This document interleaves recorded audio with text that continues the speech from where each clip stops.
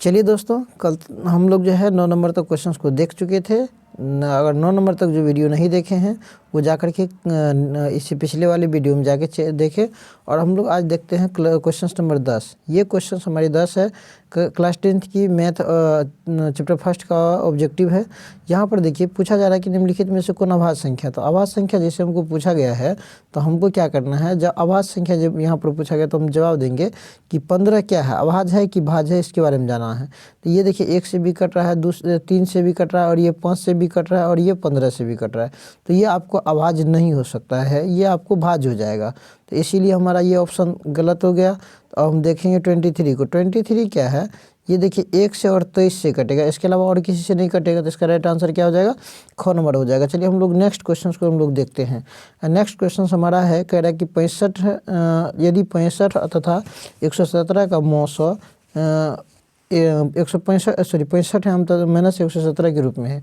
यहाँ पर क्वेश्चन क्या करा, 65 क्वेश्चन कह रहा है हमारा कि 65 और 117 का जो आपको HCF आएगा वही HCF जो है किसके रूप में हो जाएगा, वो हो जाएगा आपको 65m और माइनस में क्या हो जाएगा 117 हो जाएगा, इस रूप का हो जाएगा।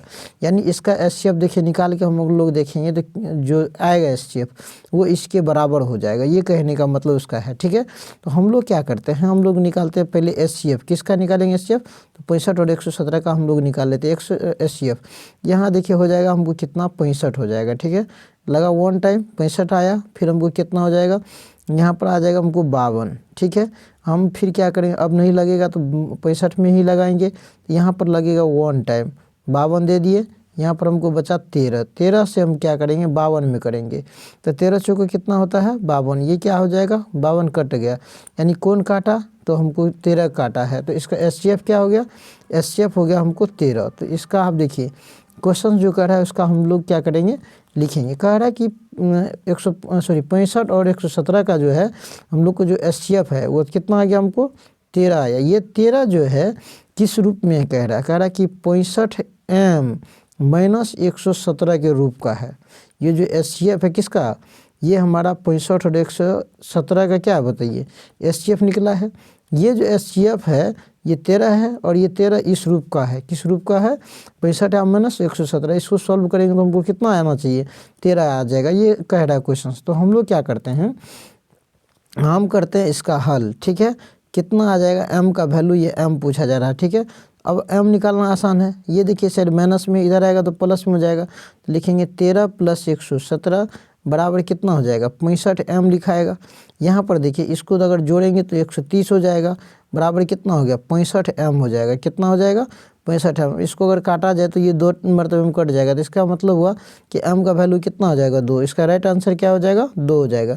चलिए हम लोग नेक्स्ट क्वेश्चन हम लोग देख लेते हैं। नेक्स्ट क्वेश्चन क्या है, कह रहा है क्वेश्चन नंबर आपको 12 क्वेश्चन, प्रश्न संख्या 12 क्या कहती है, कह रहा है कि 2, 10 और 20 का लॉस और मोस। देखिए इसका मतलब 2 उसके बाद कितना है 10, 2 है और हमारा कितना है 10। तो 2 हो गया, 10 हो गया और 20 है। इसका हमको निकालना है पहले HCF। तो HCF इसका हो जाएगा 2, क्योंकि 2 एक ऐसी संख्या जो सबको काट देगा। तो 2 हो गया इसका HCF। इसका LCM हम लोग को देख लेना है। LCM का मतलब कि हायर को, यहाँ पर देखिए दोनों में क्या हम कह सकते हैं कि दोनों का अगर हम इसका LCM निकालेंगे तो हमको आ जाएगा 22, क्योंकि देखिए ये इसको भी काटेगा, ये इससे भी कटेगा और ये 2 से भी कटेगा। इसका मतलब इसका LCM कितना हो जाएगा 20।